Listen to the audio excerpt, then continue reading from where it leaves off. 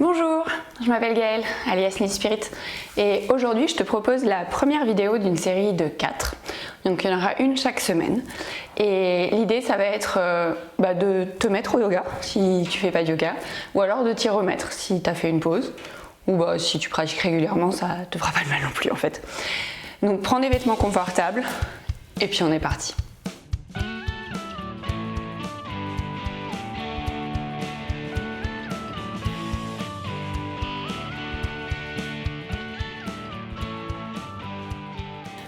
Pour ce premier cours, ce que je te propose en fait aujourd'hui, c'est de comprendre ce qui va te permettre de faire du yoga si tu n'en as jamais fait.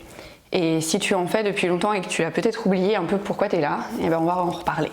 En fait, le yoga c'est basé sur la respiration. Donc d'ailleurs, j'avais une de mes profs qui disait « Tu sais respirer ? Tu peux faire du yoga. » Regardez les gens autour de vous. En général, en fait, à peu près tout le monde peut faire du yoga. Ce qui se passe au yoga, c'est contrairement à toutes les autres pratiques sportives que vous pouvez avoir habituellement, que ce soit de la course à pied, n'importe quoi, on fait rarement attention à ce qu'on fait avec notre respiration, alors qu'en fait c'est fondamental. Nos muscles pour travailler, ils ont besoin d'oxygène, et l'oxygène on le rapporte avec notre respiration. Donc vous allez voir que pendant cette série de 4 vidéos, et d'ailleurs comme tous les cours de yoga en fait que vous pourrez prendre par ailleurs, le professeur insiste toujours sur inspirer, faites tel mouvement, expirer, faites tel mouvement. Alors, il est possible que vous respiriez pas forcément exactement comme moi je vais vous l'indiquer, mais c'est pas grave. L'important c'est de respirer. Jamais on bloque sa respiration, jamais on s'arrête. Genre par exemple si vous allez faire des abdos, il faut toujours respirer pendant l'effort, même si ça vous paraît compliqué. Si vous êtes en équilibre sur un pied et que vous vous concentrez, vous bloquez la respiration, vous n'allez pas tenir. Vos muscles ils ont besoin d'oxygène, ils ont besoin de tout ça pour continuer à bouger. L'équilibre sur un pied non peut-être, mais au moins à vous maintenir en fait, à maintenir la posture. Viens t'asseoir en tailleur sur ton tapis. Si jamais tu sens que tu n'es pas très à l'aise parce que genre les genoux ils sont un peu plus tôt là qu'en bas, n'hésite pas à prendre un coussin ou un bloc si tu en as, ou un gros dictionnaire pour venir t'asseoir dessus et remonter un peu les hanches. Ça te permettra de descendre légèrement les genoux et d'être un peu plus à l'aise dans la posture. Pour ce premier cours, on va se concentrer sur la base en fait du yoga, et un peu la base de la vie finalement, la respiration. C'est vraiment très important de respirer tout au long de ta pratique. D'ailleurs, j'avais une de mes profs qui disait « La condition de base pour faire du yoga, c'est tu sais respirer, tu sais faire du yoga. » Enfin, tu peux faire du yoga. Donc du coup, c'est ce qu'on va faire aujourd'hui. Apprendre à respirer, à se reconnecter à son souffle.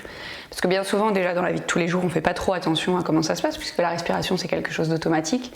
Et parfois, dans les autres pratiques sportives que tu pourras avoir par ailleurs, tu t'es jamais trop posé la question de ce que tu fais avec ta respiration, à quel moment ce serait mieux d'inspirer, d'expirer. Tu fais ça comme ça vient et peut-être que parfois tu bloques aussi cette respiration qui ne devrait pas être bloquée puisque ton cerveau, tes muscles, ils ont tout le temps besoin d'oxygène et c'est un peu la respiration qui apporte tout ça. Donc c'est important même dans l'effort, même dans la concentration, de continuer à respirer. Donc c'est ce qu'on va faire aujourd'hui et on va tout doucement commencer déjà juste par fermer les yeux. Donc ferme tes yeux et prends le temps de t'installer dans ta posture, de te redresser un peu peut-être si tu as laissé ton dos se voûter, de relâcher les épaules vers l'arrière. Et sans rien changer, tu vas juste observer comment tu respires aujourd'hui, en ce moment. Voir si tu respires par le nez, si tu respires par la bouche. Si ta respiration elle est saccadée ou au contraire tout à fait fluide. Juste sans jugement, t'observes, tu changes rien, tu regardes ce qui se passe. D'ailleurs, c'est peut-être la première fois de la journée ou de la semaine que tu prends conscience que tu respires.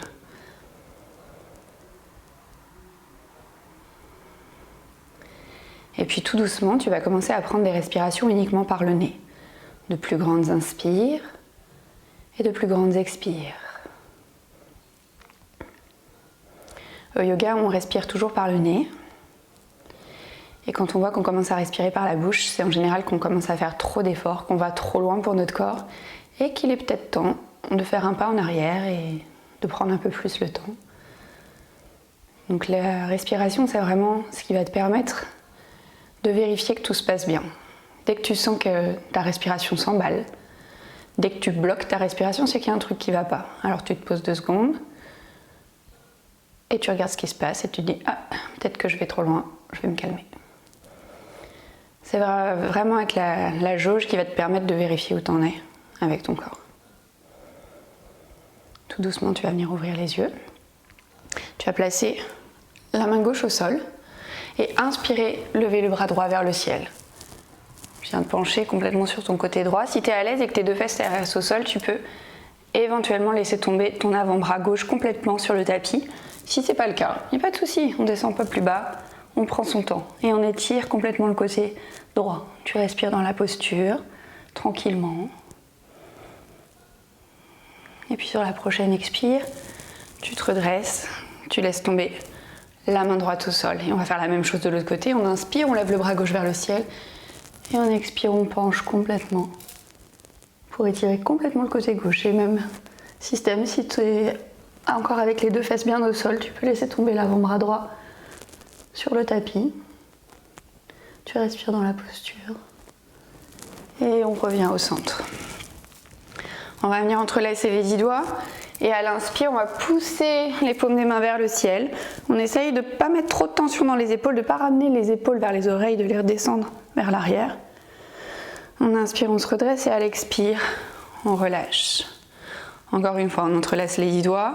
D'ailleurs, tiens, tu peux essayer d'entrelacer les 10 doigts de la façon qui n'est pas la plus naturelle. C'est pas cool. Mais au yoga, on essaye de travailler notre symétrie. Alors du coup, c'est pas mal de changer un peu ses habitudes. Et on inspire, on lève les bras vers le ciel. Et à l'expire, cette fois-ci, tu vas relâcher, laisser tomber complètement le buste vers l'avant. On laisse tomber la tête, on relâche le dos. Alors peut-être que tu n'es pas aussi bas, peut-être que tu es juste là et c'est très très bien. Tu relâches, tu relâches. Donc tu vas inspirer, dérouler complètement la colonne et revenir t'asseoir, le dos droit.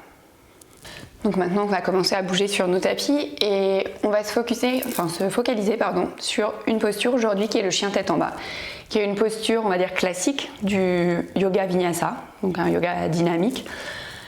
C'est une posture qui revient très souvent et du coup, on va prendre le temps de la décomposer aujourd'hui et de l'enchaîner avec plusieurs mouvements, puisque ce que je te propose, c'est d'avoir une pratique de yoga dynamique. Donc, on va venir à quatre pattes. Tes genoux, ils sont bien écartés à la largeur de ton bassin. Tes poignets en dessous des épaules. Les doigts bien suffisamment écartés pour avoir une bonne prise dans le sol. Les tibias sont parallèles. Et inspire, creuse le dos, regarde vers le ciel. À l'expire, tu laisses tomber la tête et t'arrondis le dos comme un chat. On va prendre plusieurs fois ce mouvement de dos creux, dos rond, qu'on appelle chat en dos rond. Et vache en dos creux. Si tu trouves la tête de la vache dans le dos creux, tu me le dis. Il n'y a pas de problème. On relâche. Encore une fois, on inspire, on creuse le dos. Et à l'expire, on laisse tomber la tête, on arrondit le dos. Et on revient en position neutre. Ici, tu vas venir crocheter les pieds à l'arrière. Et là, on va donc prendre notre premier chien tête en bas du cours.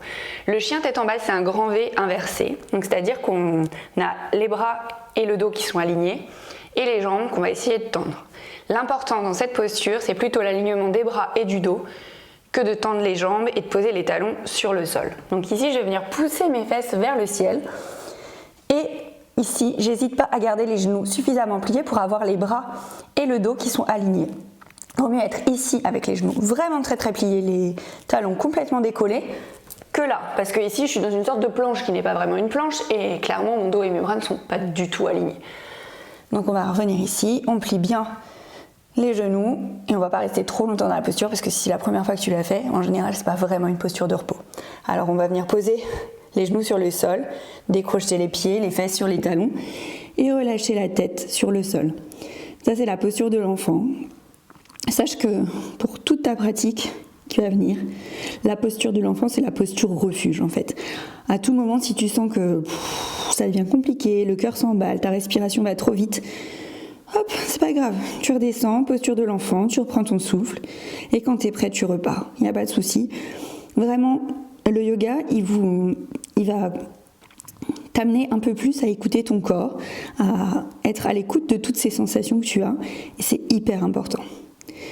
Ici, tout doucement, on va venir recrocheter les pieds, repasser en chien tête en bas. Donc à nouveau, n'hésite pas à garder les genoux bien pliés. Si tu es plus à l'aise et que tu sens que bien ton dos et tes bras restent alignés, tu peux venir tout doucement tendre tes jambes. Et éventuellement, peut-être qu'un jour, ou pas, tes talons toucheront le sol. Mais ça, Il n'y a pas besoin de se forcer et ça dépend de la morphologie de chacun. Il y a des gens qui feront du yoga toute leur vie et ils seront toujours comme ça parce que les talons, physiquement, c'est pas possible de toucher le sol et c'est pas grave. Ce qui est important, c'est les sensations qu'on retient dans la posture, qu'on ressent. C'est pas la posture en elle-même et la tête qu'elle a. Ici, tu vas venir prendre une grande inspiration et on va dérouler en planche. Donc cette fois-ci en planche, on fait attention. On a les épaules qui sont au-dessus des poignets. Les pieds toujours écartés à la largeur du bassin et on fait une grande ligne avec tout le corps. Je laisse pas toujours mes fesses pointées parce que je suis plus en chien tête en bas et surtout je ne laisse pas tomber mon bassin vers le sol parce que sinon je creuse le dos, ça fait très très mal au dos. Je suis ici, on reste pas bien longtemps, juste on pose les genoux sur le sol. Ici c'est une planche modifiée. Sache que pour toutes les pratiques de yoga, quand on dit de faire la planche, et si tu ne sens pas aujourd'hui que tu peux faire la planche, n'hésite pas, tu poses les genoux, ton corps il est toujours aligné en diagonale, il n'y a pas de souci, ça bosse quand même, mais c'est moins dur que la planche complète. On va venir reposer les fesses sur les talons, tu décroches les pieds, on reprend une petite posture de l'enfant. Encore une fois, on va venir recrocheter les orteils, pousser les fesses vers le ciel, on vient reprendre son chien tête en bas. Et cette fois-ci, on vient en planche. Tu peux essayer peut-être la planche complète, rester un peu si c'est possible. À nouveau, si c'est pas possible, n'hésite pas, tu poses les genoux sur le sol. Il n'y a pas d'urgence, chacun a son rythme. On fait ce qui nous convient le jour où on pratique, il n'y a pas de problème. Une dernière fois, on pose les genoux sur le sol, les fesses sur les talons et on reprend sa posture de l'enfant. On relâche. On continue toujours à respirer. Et une dernière fois, on va venir crocheter les pieds, pousser les fesses vers le ciel.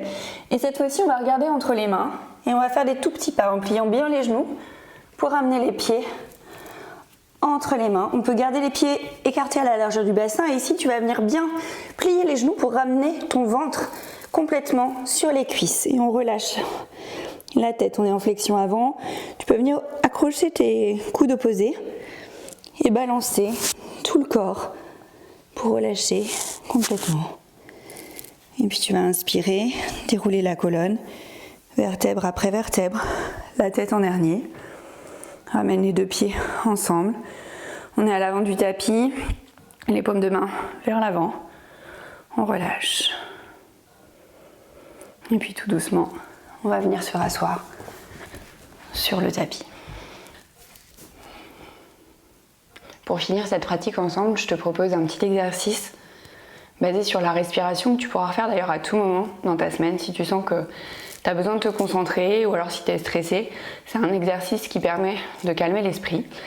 C'est la respiration bloquée. Donc c'est-à-dire, je t'explique avant qu'on commence, on va inspirer sur un certain nombre de temps, bloquer la respiration sur un tout petit nombre de temps par rapport au nombre de temps de l'inspire, et expirer pareil sur le même nombre de temps que l'inspire, bloquer à nouveau à poumon vide, et on recommence. On inspire, on bloque poumon plein, on expire, on bloque poumon vide. On va faire ça plusieurs fois. Donc ce que je te propose, c'est à nouveau de t'asseoir dans une posture confortable. N'hésite pas à remettre le coussin sous les fesses si c'est nécessaire. Alors la posture confortable, moi celle-là, elle me vient. Mais n'hésite pas, si ta posture confortable c'est ça marche aussi. Et si c'est sur une chaise parce que tu n'as pas envie de rester par terre sur ton tapis, c'est pas un problème. C'est ta posture confortable. Donc tu vas venir poser les mains sur les genoux, fermer les yeux, parce qu'après tout, on n'a pas besoin de regarder ce qui se passe. Tu prends quelques respirations naturelles.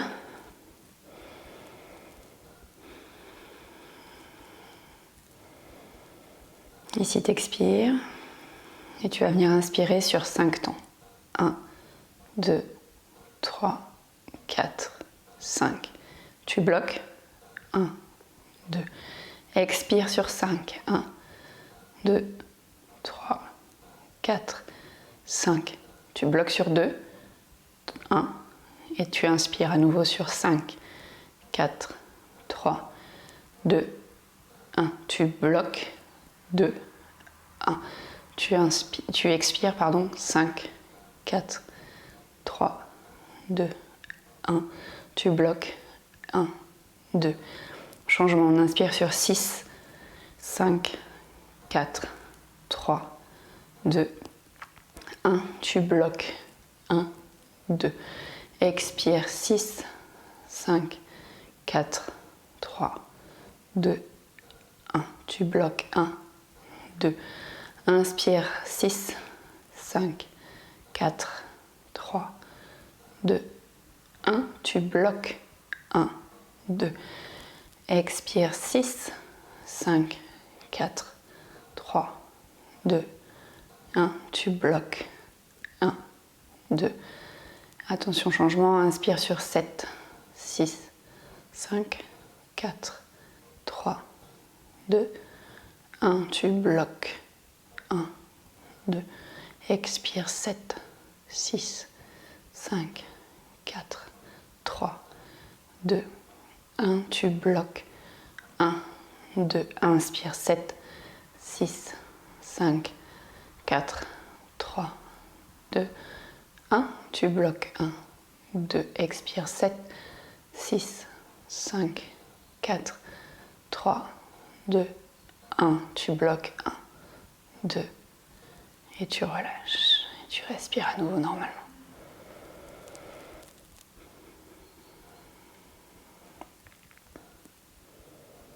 Au fur et à mesure de ta pratique de l'exercice, tu pourras peut-être commencer directement à inspirer et à expirer sur 7 temps.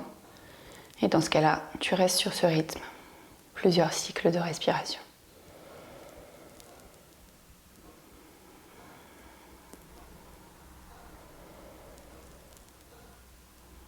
Tu vas venir prendre une grande inspiration par le nez et expirer tout par la bouche. Tout doucement, viens ouvrir les yeux. Je te remercie pour cette belle pratique. J'espère que tout s'est bien passé. Si tu as des questions, t'hésites pas. Il y a la zone de commentaires sous la vidéo, c'est fait pour ça. Je te souhaite une belle journée, une belle soirée, peu importe le moment où tu as fait la vidéo. N'hésite pas à la refaire plusieurs fois dans la semaine à venir en entendant la prochaine vidéo qui sera sur un autre sujet. Ça permet de petit à petit se familiariser avec la pratique du yoga si c'est quelque chose qui n'était pas familier. Et si c'était des choses qui étaient déjà familières, peut-être que ça te permettra d'ancrer un peu plus, j'allais dire sérieusement, mais c'est pas sérieusement, un peu plus régulièrement, peut-être quotidiennement, une pratique du yoga, puisque c'est une vidéo qui est assez courte et qui, je pense, doit pouvoir se placer à un petit moment de la journée où tu as un creux. Voilà, et bien, bonne pratique d'ici là et à bientôt pour la prochaine vidéo.